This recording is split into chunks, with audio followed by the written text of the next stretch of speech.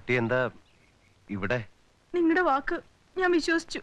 ഞാൻ കുറച്ച് തിരക്കിലായി പോയി. ഉത്സവത്തിന്റെ ഡിസ്ചാർജ് ചെയ്യുന്ന ദിവസം ഒരു കാർ പിടിക്കാൻ വഴിയില്ലാതെ ഞാൻ വിഷമിച്ചു. എന്റെ എല്ലാ കാര്യങ്ങളും നോക്കിക്കോളാന്ന് പറഞ്ഞിട്ടിപ്പോ എന്താ ഇത്? കരയാതിരിക്കൂ. ഇപ്പൊ ഒന്നും സംഭവിച്ചില്ലല്ലോ. എന്തെങ്കിലും ഉണ്ടായാൽ തന്നെ നമുക്ക് പരിഹരിക്കാവുന്ന പ്രശ്നങ്ങളല്ലേ ഉള്ളൂ. ഇതാരാ മുരളി? ഇത് നമ്മുടെ എന്നെ ചതിച്ചു, എന്റെ ജീവിതം നശിപ്പിച്ചു. അയ്യോ, എനിക്കൊന്നും കേൾക്കണ്ട. ചെറിയേട്ടത്തി, എനിക്കെല്ലാം മനസ്സിലായി. എന്ത് മനസ്സിലായി? നീ ഇത്രക്കാരനാണെന്ന്. അയ്യോ, എന്റെ ഗുരുവായൂരപ്പ, എന്റെ കുഞ്ഞെ, നീ ഇങ്ങനെ ചെയ്തല്ലോ. ഞാൻ എന്ത് ചെയ്തെന്നാ? ആശുപത്രി വെച്ച് എന്റെ കുടുംബത്തിന്റെ എല്ലാ കാര്യങ്ങളും നോക്കിക്കോളാന്ന് പറഞ്ഞു. അങ്ങനെ പറഞ്ഞാല് എപ്പോഴാ? ഞങ്ങളൊക്കെ പട്ടിണി കിടന്ന് ചത്തിട്ടോ? അയ്യോ, എന്റെ ഗുരുവായൂരപ്പ, എന്റെ കുഞ്ഞെ, നിനക്കൊരു കല്യാണം വേണമായിരുന്നെങ്കിൽ കുമാരേട്ടനോട് പറഞ്ഞാൽ കഴിച്ചു തരത്തില്ലായിരുന്നോ? ഇത് എന്തറിഞ്ഞിട്ടാ ഈ സംസാരിക്കുന്നത്? അല്ല, ഈ കുട്ടി എന്റെ ബസ്സിൽ നിന്ന് വീണ് കാലൊടിഞ്ഞു. ധനസഹായം ചെയ്യാമെന്ന് ഞാൻ പറഞ്ഞു. തിരക്ക് കാരണം എനിക്ക് അതിന് കഴിഞ്ഞില്ല. അതിനെ ചതിച്ചു, വഞ്ചിച്ചു എന്നൊക്കെ പറഞ്ഞ് ബഹളം ഉണ്ടാക്കുന്നത്. ചതിയെന്നല്ലാതെ പിന്നെ എന്തോന്നാ ഇതിന്റെ പേര്? അത്രേ ഉള്ളന്നേ. എന്റെ പൊന്നു മോനെ, ഞാൻ ആകെ പേടിച്ചു പോയല്ലോ. ഞാനും പേടിച്ചു പോയി. തൽക്കാലം ഇത് പിടിക്കേ. 50 രൂപയോ? പിന്നെ എത്ര വേണം? ഒരു ദിവസത്തെ മരുന്നിനും ഇഞ്ചക്ഷനും തന്നെ 100 രൂപയാവും എനിക്ക്. അതെ, തൽക്കാലം ഇതങ്ങോട്ട് വാങ്ങിക്കേ. ബസ് ഉത്സവത്തിന്റെ സ്പെഷ്യൽ ഓടിക്കൊണ്ടിരിക്കുകയാണ്. കളക്ഷൻ ഒന്നും ഞാൻ വാങ്ങിച്ചിട്ടില്ല. കളക്ഷൻ വന്നാലുണ്ട് എത്ര രൂപ വേണേലും ഞാൻ തരാം. ഉറപ്പാണോ? ഉറപ്പ്. അതോ അന്ന് പറഞ്ഞ പോലെ? തരാൻ കുട്ടി, ഞാൻ അങ്ങ് ഓടി പോകുന്നില്ല. ചേച്ചി ഒന്ന് ഓർമ്മിപ്പിക്കണേ. ചേച്ചി എന്തിനാ ഓർമ്മിപ്പിക്കുന്നത്? എനിക്കത് ഓർമ്മ ശക്തിയില്ലേ? ചേച്ചി എന്തിനാ ഓർമ്മിപ്പിക്കുന്നത്?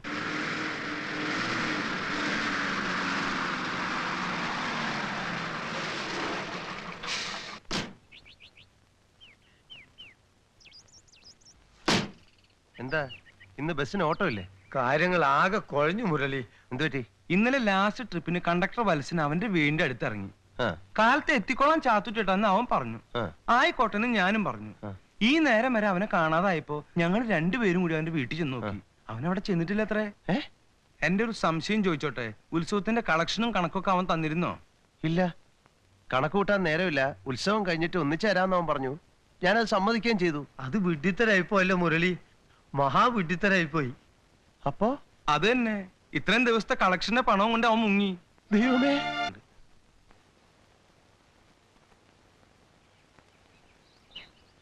വത്സാ,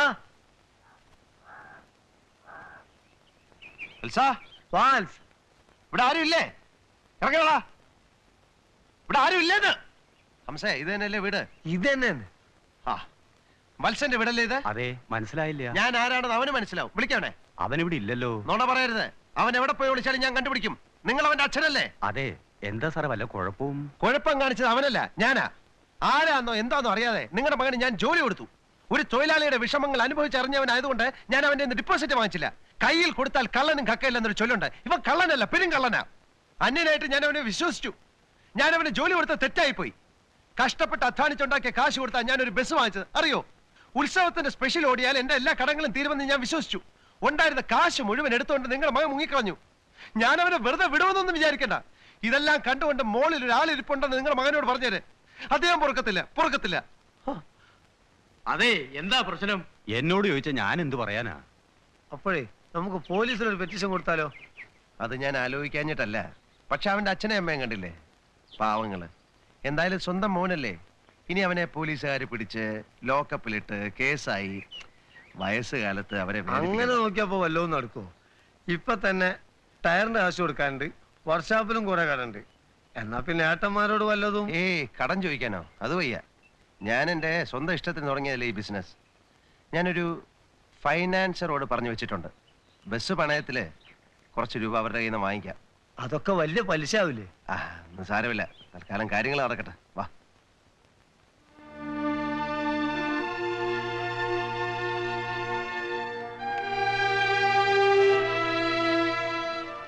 ഇത് RC book.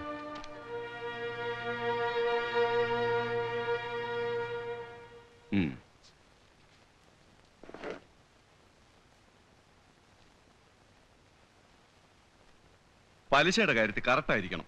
Sure. Thank you sir. ശരി. എന്തായി? ഓക്കെ, നേരെ ടയറുകാരൻ്റെ അടുത്തേക്ക് പോവാം. അല്ല മുരളി, ബസ് ഇങ്ങനെ ഓട്ടാതിട്ട് എന്താ കാര്യം? വേറെ ഏതെങ്കിലും ഒരു കണ്ടക്ടർ ഏർപ്പാടാക്കണ്ടേ? വേണ്ട, ഇനി ഓണറായിട്ടിരുന്നാൽ ശരിയാവില്ല. പഴയ ലൈസൻസ് ഞാൻ പുതുക്കി. കണ്ടക്ടറുടെ പണി എനിക്കും അറിയാം. ചാത്തുട്ടിയേട്ടാ, സ്പീഡ് അധികം വേണ്ട. പിന്നെ സഡൻ ആയിട്ട് ബ്രേക്ക് ഇട്ട് കളയരുത്.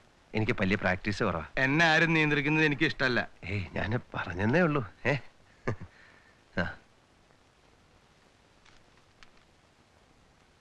സുഹൃത്തുക്കളെ, എല്ലാവരും ഒന്ന് സഹകരിക്കുക. കൃത്യം ചില്ലറകൾ കയ്യിലെടുത്ത് വെക്കാൻ താഴ്മയായിട്ട് അപേക്ഷിക്കുന്നു. ഒരു പ്രത്യേക സാഹചര്യത്തിൽ മുതലാളി തൊഴിലാളിയായിട്ട് മാറുകയാണ്. സഹകരിക്കുക പ്ലീസ്. സാറ് എവിടേക്കാണ്? PC അതെവിടാണ്? Police constable. ഓ, സാറോ? PC. അതെ, ഞങ്ങൾ ഇരിക്കുന്ന 6 പേര് PC ആണ്. SIയുടെ മകന്റെ കല്യാണത്തിനുമാണ്. ആർക്കും ടിക്കറ്റ് വേണ്ട. ആർക്കും ടിക്കറ്റ് വേണ്ട. ഓക്കെ. ആരെങ്കിലും ഉണ്ടോ ഇനിയും PC? അല്ല, സോറി, PC അല്ലാത്തവർ ആരെങ്കിലും ഉണ്ടോ? ഞാൻ PC അല്ല. സാർ എവിടേക്കാണ്? ഞാൻ ചാത്തൂട്ടിയുടെ ബന്ധുവാ. എനിക്ക് ടിക്കറ്റ് വേണ്ട.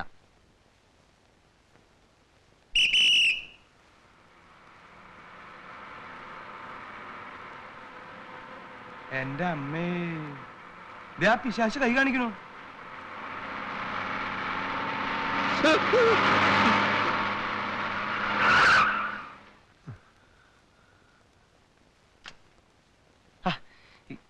എന്താ ചാത്തുക്കുട്ടിയുടെ ഇത്? ചവിട്ടിയിട്ട് കിട്ടിയില്ല. എന്ത് കിട്ടിയില്ല?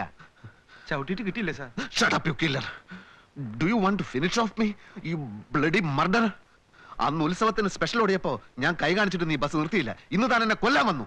അറിവില്ലായ്മ കൊണ്ട് ചോദിക്കാണ് സാർ. റോഡിന്റെ നടുവിൽ നിന്നിട്ടാണോ ബസ്സിന് കൈ കാണിക്കുക? Don't try to teach me, beggar. അന്ന് നിർത്താതെ പോയ തന്നെ നിർത്തിക്കാൻ വേണ്ടിയാ ഞാനിപ്പോ റോട്ടിൽ കയറി നിന്നത്. സാറേ, എനിക്ക് ഭാര്യയും 3-4 കുട്ടികളുണ്ട്. സാറ് ചത്തിരുന്നുവെങ്കിൽ എന്റെ സ്ഥിതി എന്താകുമായിരുന്നു സാറ് ചിന്തിച്ചിട്ടുണ്ടാ? അന്ന് നിർത്താതെ പോയത് ഇതേ ഈ മുതലാളി പറഞ്ഞിട്ടാ. അയ്യോ, ഞാനാ ചത്തു?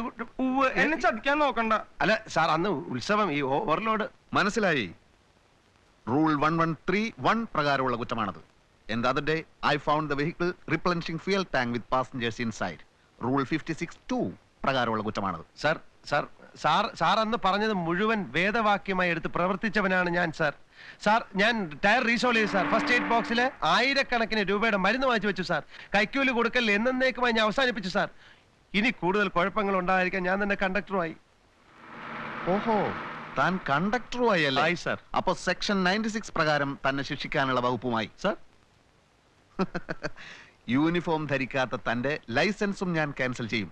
സാർ, മിസ്റ്റർ, അന്ന് ഞാൻ എല്ലാം വ്യക്തമാക്കിയിട്ടുണ്ട്. ഒരു വണ്ടി 100% ഫിറ്റ് ആണെങ്കിൽ തന്നെയും ഞാൻ വിചാരിച്ചാൽ ഒരു ബസ് ഓണറെ കൊണ്ട് കുത്തുപാള എടുപ്പിക്കാൻ കഴിയും. സാർ, എന്തൊരു കഷ്ടമാണ് സാർ. ഇനി അറിയേണ്ടത് വൈപ്പറിന്റെ കാര്യമാണ്. വൈപ്പർ വർക്ക് ചെയ്യില്ല സാർ. ഇവിടെ എന്തിനാണ് വൈപ്പർ ഇപ്പൊ വർക്ക് ചെയ്യുന്നത്? കുംഭമാസം എന്തിനാണ് വൈപ്പർ വർക്ക് ചെയ്യുന്നത്? മഴ സമയത്തല്ലേടോ വൈപ്പർ. ഇപ്പൊ വൈപ്പറിന്റെ ആവശ്യമുണ്ടോ സാർ? എനിക്ക് ആവശ്യമുണ്ട്. ആവശ്യമുണ്ടോ? എന്തിനാ സാർ? പുഴുങ്ങി തിന്നാനാണോ? ഇവിടെ വൈപ്പർ പറിച്ചോണ്ട് കൊടുക്കണോ? ഇയാൾ പുഴുങ്ങി തിന്നട്ടെ. ഇപ്പൊ പേഴ്സണൽ ഇൻസൾട്ട് ആയി. ആയി. എല്ലാം കൂടെ ചേർത്ത് ഒരു 10,000 രൂപ സാർ അങ്ങ് ചാർജ് ചെയ്യണം. ഞാൻ മുടിഞ്ഞു കുത്തുവാളയെടുത്ത് തെണ്ടി തിരിഞ്ഞ് അനാഥനായിട്ട് നടക്കുന്നതാണ് സാർ. സമാധാനാവും. ചാർജ് ചെയ്യണം. ചാർജ് ചെയ്യും. ചാർജ് ചെയ്യണം. Thank you. ചാർജ് ചെയ്യണം. ഹംസേ, ഇത് അന്ന് കണ്ട കള്ളൂടിയനല്ലേ? അതുകൊണ്ടെന്താ? അല്ല, വിശ്വസിക്കാൻ പറ്റുമോ?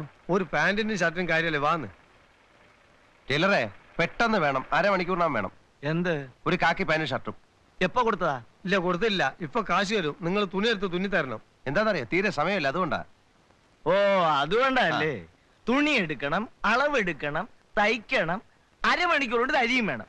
ഓ, അതെന്നെ കൊണ്ട് പറ്റൂല. വേറെ ആരെങ്കിലും നോക്കാം. ശരിയാണ്, സമയം പിടിക്കും. അല്ല, ബ്രേക്ക് ഇൻസ്പെക്ടർ അയാൾ നേരം പിടിച്ചിട്ടല്ലേ ഉള്ളൂ. ഇനി ഇന്ന് അയാൾ പിടിക്കോ? ഇല്ലേ? ഒരു ദിവസം ഒരു നേരം. കുഴപ്പമില്ലല്ലോ. ഏയ്. എന്നാലേ ഈ ലാസ്റ്റ് ട്രിപ്പിന് വരുമ്പോ തരാം. രാത്രിയില് ആ, നോക്കട്ടെ. നോക്കണ്ട, തന്നാ മതി. എന്നാലേ അളവെടുക്കാം.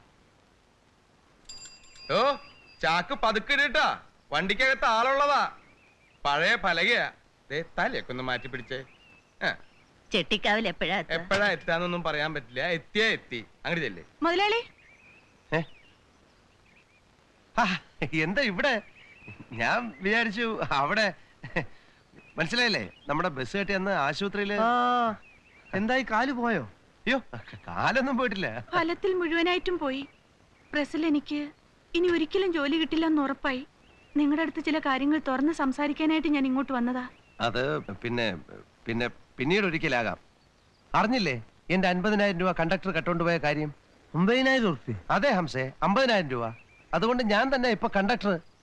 സത്യം പറഞ്ഞാൽ അതിൽ 25,000 രൂപ കുട്ടിക്ക് തരണമെന്ന് വിചാരിച്ചിരിക്കുകയായിരുന്നു. എന്ത് ചെയ്യാൻ കുട്ടിക്ക് അതിനുള്ള യോഗം ഇല്ലല്ലോ. നുണ പറഞ്ഞ് ഒഴിവാക്കണ്ട. എന്റെ അപ്പച്ചിയുടെ മകളുടെ കല്യാണമാണ് അടുത്ത ആഴ്ച. ചുരുങ്ങിയത് ഒരു 2 പവനെങ്കിലും കൊടുക്കണം. പിന്നെ എനിക്കൊരു ജീവിതമാർഗം വേണ്ടേ? നടക്കാനൊക്കാത്ത ഞാൻ എന്ത് ചെയ്യും? ആളുകൾ പറയുന്നത് ഒരു തുണിക്കടയോ മറ്റോ തുടങ്ങാനാ. അതാവുമ്പോ നടക്കണ്ടല്ലോ, ക്യാഷിലിരുന്നാ മതി. ഞാൻ ജംഗ്ഷനിൽ ഒരു കട നോക്കി വെച്ചിട്ടുണ്ട്. എന്നാ പിന്നെ തുണിക്കട മാത്രമാക്കണ്ട. അതിന്റെ അടുത്തൊരു സിനിമാളും തൊട്ടടുത്തൊരു പെട്രോൾ പമ്പും ഇവിടെ എവിടെയെങ്കിലും ഒരു 100-300 ഏക്കർ റബ്ബർ എസ്റ്റേറ്റ് വാങ്ങി തന്ന വീട്ടിൽ തന്നെ ഇരുന്നാൽ മതിയല്ലോ. കടയിലും പോകണ്ട. നിങ്ങളോടല്ല ഞാൻ സംസാരിക്കുന്നത്. അതെയോ? എന്റെ കുടുംബത്തിന്റെയും സകല കാര്യങ്ങളും നോക്കിക്കൊള്ളാമെന്ന് എന്റെ അടുത്ത് വാക്ക് തന്ന മനുഷ്യനോടാ. അതെ അതെ, കുട്ടി ഒരു ദുർബല നിമിഷത്തിൽ എന്നുവെച്ചാ ബസ് പുറപ്പെടാറായി. പ്ലീസ് നാളെ വരൂ.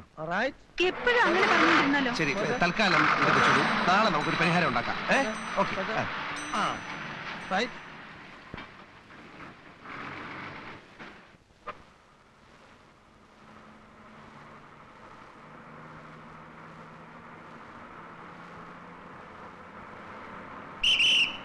നിർത്തണ്ട, വിട്ടോ വിട്ടോ.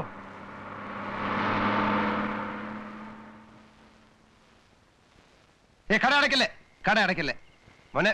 ബസ് വന്നത് കണ്ടില്ലേ? ഞാൻ എന്റെ പാന്റ് ഷർട്ടും തയ്ക്കാൻ കൊടുത്തിരുന്നു. അതിങ്ങെടുത്താ. അല്ല സാർ, അത് തയ്ച്ചോണ്ട് ഞാൻ ആശാന്റെ വീട്ടിൽ കൊണ്ട് വെച്ചിരിക്കുകയാണ്. അല്ലെ ഞാൻ ഷാപ്പിൽ കൊണ്ടു കൊടുക്കും. സാറ് വന്നാട്ടെ.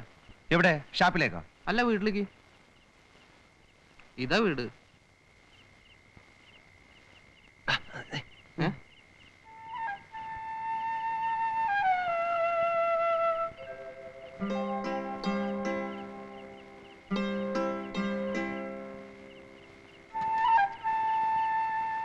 അതാരാടാ?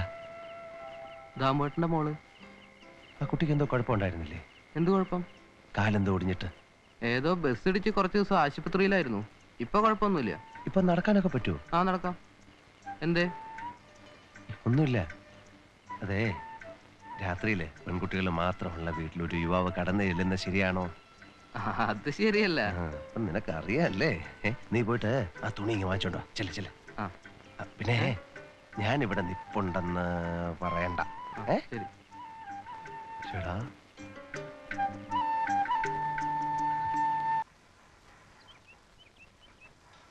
ഒരു മിനിറ്റ് ഒഴിവില്ലായിരുന്നു വലിയേട്ടത്തി. രാത്രി വന്നാ പിന്നെ കാലത്ത് ബസ് എടുക്കാൻ വൈകും. ടയറ് പഞ്ചറായി. ഇവിടെ അടുത്ത് വെച്ചായതുകൊണ്ട് വീട്ടിൽ വന്ന് ഊണ് കഴിച്ചിട്ട് പോകാൻ തോന്നി. കൂട്ടാനൊന്നും ഇല്ലല്ലോ മുരളി. കൂട്ടാനൊന്നും വേണ്ട, മോരും ചോറും ഉണ്ടല്ലോ. പെട്ടെന്ന് വേണം വലിയേട്ടത്തി.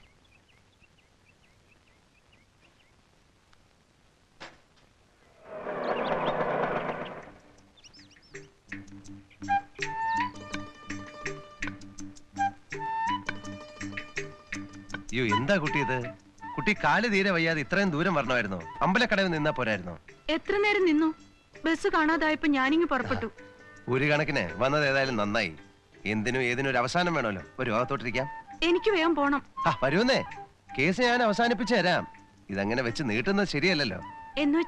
എന്ന് വെച്ചാല് തുണിക്കട, ബന്ധുവിന്റെ കല്യാണത്തിന് 2 പവൻ, അങ്ങനെ എന്തെല്ലാം പ്രശ്നങ്ങളാ കുട്ടിക്ക്. വരൂ, അകത്തോട്ടിരിക്കാം. ഞാൻ പിടിക്കണോ? വേണ്ട, ഞാൻ വന്നോളാം. തട്ടി വീഴല്ലേ. ഇരിക്കണം. ഇരിക്കൂ. എനിക്ക് വേഗം പോകേണ്ടത്. ആയിക്കോട്ടെ. ഈ ക്രച്ചസിന് എന്ത് ചെലവായി? എന്തേ? അല്ല, ഇതില്ലായിരുന്നെങ്കിലേ കുട്ടിയാകെ കഷ്ടപ്പെട്ടു പോയേനെ. നടക്കാൻ പറ്റാണ്ട്. അതുകൊണ്ട് ചോദിച്ചാ. നോക്കട്ടെ. നോക്കട്ടെ എന്ന്. ഓഹോ, ഇത് വെറും കമ്പാണല്ലേ. വലിയ ചെലവൊന്നും ആയിട്ടില്ല. നേര് പറഞ്ഞ കുട്ടിയുടെ കാര്യം ആലോചിച്ച് ഞാൻ വിഷമിക്കാത്ത ദിവസങ്ങളില്ല. ഞാൻ പല ഡോക്ടർമാരുമായിട്ട് ഇങ്ങനെ ചർച്ചകൾ നടത്തിക്കൊണ്ടിരിക്കുകയാണ്. അപ്പൊ അവര് പറയുന്നത് ഈ സ്ഥിതി ഇങ്ങനെ തുടർന്ന് പോവാണെങ്കിൽ കാല് പഴുത്ത് ആള് തന്നെ ക്ലോസ് ആയി പോകുമെന്നാണ്. അതുകൊണ്ട് സത്യത്തിന്റെ മുഖം വളരെ ക്രൂരമാണ് കുട്ടി. ഡോക്ടർമാർ ഒന്നടങ്കം പറയുന്നത് കുട്ടിയുടെ കാല് മുറിച്ചു കളയണമെന്നാണ്. എന്നിട്ടൊരു 1-ാം തരം രാജസ്ഥാൻ കാല് പിടിപ്പിക്കാമത്രേ. രാജസ്ഥാൻ കാലോ? അതെ, രാജസ്ഥാൻ കാല്. രാജസ്ഥാനിലെ ജയ്പൂർ കാല്. നല്ല ഒറിജിനൽ കാലാണെന്നേ തോന്നൂ. നടക്കാനാണെങ്കിൽ ഈ കാലിനെക്കാട്ടിലും നല്ല സുഖമാണ്. എത്ര ലക്ഷം രൂപ ചെലവായാലും വേണ്ടില്ല, ഈ കാല് മുറിച്ചു മാറ്റാൻ ഞാനൊരു ഡോക്ടറെ ഏർപ്പെടുത്തിയിരിക്കുകയാണ്. എന്റെ കാല് തൊടാൻ ഞാൻ സമ്മതിക്കില്ല. കുട്ടിക്ക് കാല് ശരിയാവണ്ടേ? വേണ്ടെന്ന് ആര് പറഞ്ഞു? ഏതെങ്കിലും നാട്ടുവൈദ്യന്മാരടുത്തുനിന്ന് കഷായം കുടിച്ചു നോക്കാം. നിങ്ങൾ രൂപ തന്നോണ്ടിരുന്നാ മതി. ഇനി അങ്ങനെ രൂപ തന്നോണ്ടിരിക്കാൻ പറ്റില്ല. കുട്ടിയുടെ ഈ കാല് കീറി മുറിച്ച് വെട്ടി മാറ്റി പറിച്ച് ദൂരെ കളഞ്ഞിട്ട് നല്ല മനോഹരമായ ഒരു രാജസ്ഥാൻ ജയ്പൂർ കാല് വെച്ച് നല്ല ജീവിതം ആരംഭിക്കാം. ഏതായാലും ഓട്ടോ ഉണ്ടല്ലോ, നമുക്ക് ഇപ്പൊ തന്നെ ഡോക്ടർ അടുത്ത് പോവാം. വേണ്ട, ഇപ്പൊ വേണ്ട. എന്തേ? അങ്ങനെ രോഗിയുടെ ഇഷ്ടം അനുസരിച്ചാണോ ഡോക്ടർ ചികിത്സിക്കുന്നത്? ഏതായാലും ഡോക്ടർ അടുത്ത് പോലെ ഞാൻ ഈ ഡ്രസ് ഒന്ന് മാറിയിട്ടില്ല. അയ്യോ എന്താ? അയ്യോ, ഞാൻ